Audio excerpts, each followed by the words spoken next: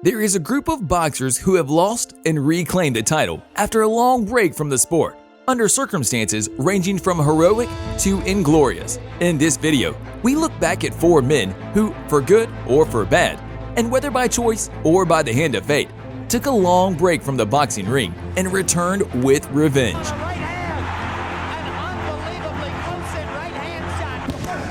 Guess who's back? Number 4. Vitali Klitschko. The defending world champion, Dr. Iron Fist, Vitali Klitschko! Vitali Klitschko had achieved an outstanding professional record by the end of 2004. WBC heavyweight champion has a record of 35-2, including 34 knockouts. His only 2 losses were when he was unable to continue due to a shoulder injury in a fight he was dominating against Chris Bird, and by technical knockout against Hall of Famer Lennox Lewis in an entertaining battle. Klitschko was winning. Lewis momentarily stunned by the little left, and Lennox Lewis's left thigh is beginning to... Vitali Klitschko is roughing Lennox Lewis up as the second round begins to come down the stretch. That cut is bad. Inside doctor as Klitschko sat on his stool following round 6. After hammering Danny Williams and winning by round 8 technical knockout in December 2004, Klitschko retired, citing a variety of health issues as the reason for his retirement. It wasn't considered a premature retirement for a 33-year-old man of his size with a boxing career dating back to his teens, but after nearly 4 full years, Klitschko returned to action in October 2008 and reclaimed the WBC title by forcing Sam Peter to quit from his corner.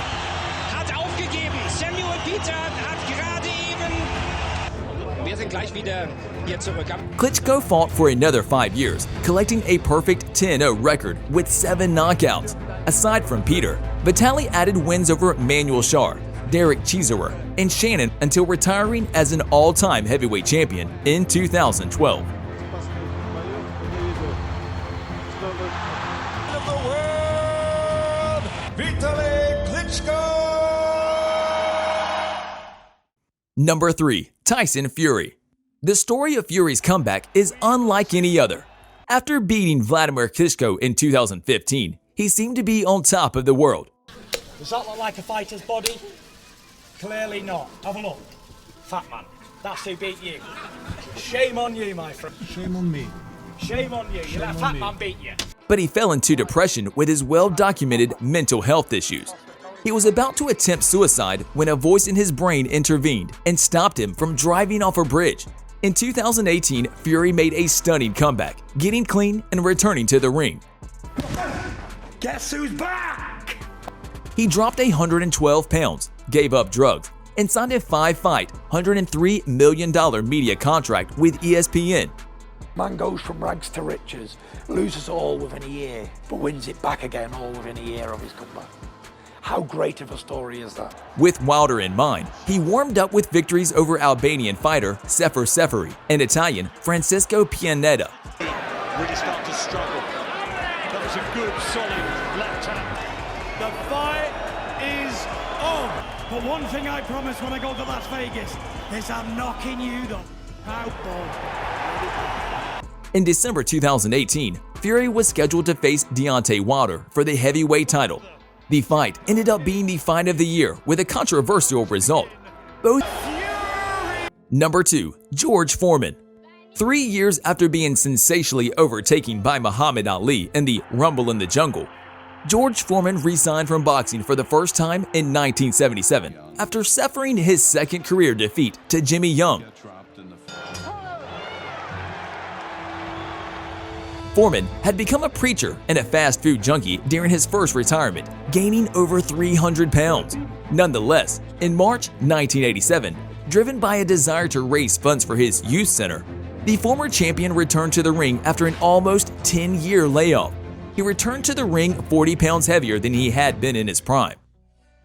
I'm going to be heavyweight champion of the world. That's how I'll get my money. While Foreman's efforts were mocked at the beginning of his comeback, attitude shifted in 1991 when he challenged Evander Holyfield, the defending heavyweight champion. I'm just a big old baby boomer, and I'm gonna load a boom on that baby, Evander Holyfield. Foreman fought with great courage and heart, putting up a great fight against the younger man. taking his best blows throughout the fight and even shaking him on a number of occasions. It was a brave attempt, but it was an obvious loss. Steps back up inside. But if there were any remaining doubts about the legitimacy of George, but in the closing minute of the round, George landed 2 or 3 of those clubs. Left, right, by Holyfield, and a left and a right at Foreman. 2 years later, after another wide points defeat to Tommy Morrison for the WBO title, Foreman's status in the sport was called into doubt. Legendary comeback is finished. However, Foreman, at 45 years old, was given another opportunity against Michael Moorer, who had defeated Holyfield for the WBA, IBF, and lineal belts the year before. Moorer hammered Foreman for 9 rounds.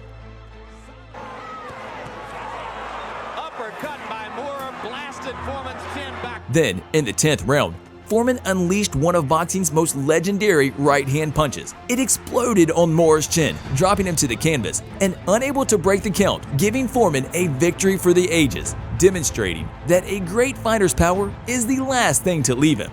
Foreman's comeback was remarkable, not just for how well he performed in the ring, but also for how he transformed himself as a public figure. And once again, heavyweight champion of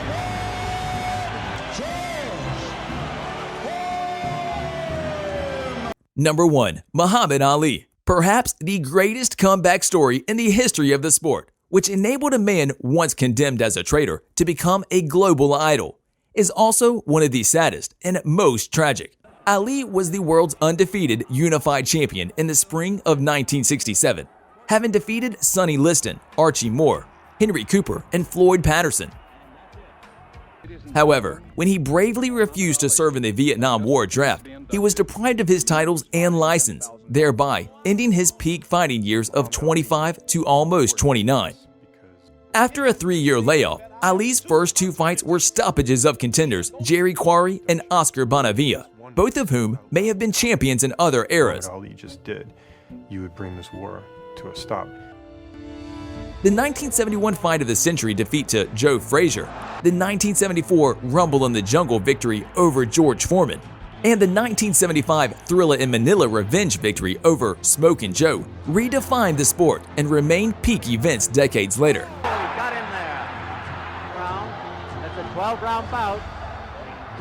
However, the punishment Ali received at the end of his career against younger brutes like Leon Springs, Larry Holmes, and Trevor Berbick contributed to the Parkinson's disease that spoiled what could have been the greatest retirement.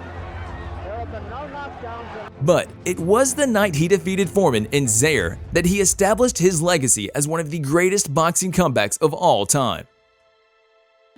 Thanks for watching. If you liked the video, press the like button and subscribe to the channel so you won't miss any new videos.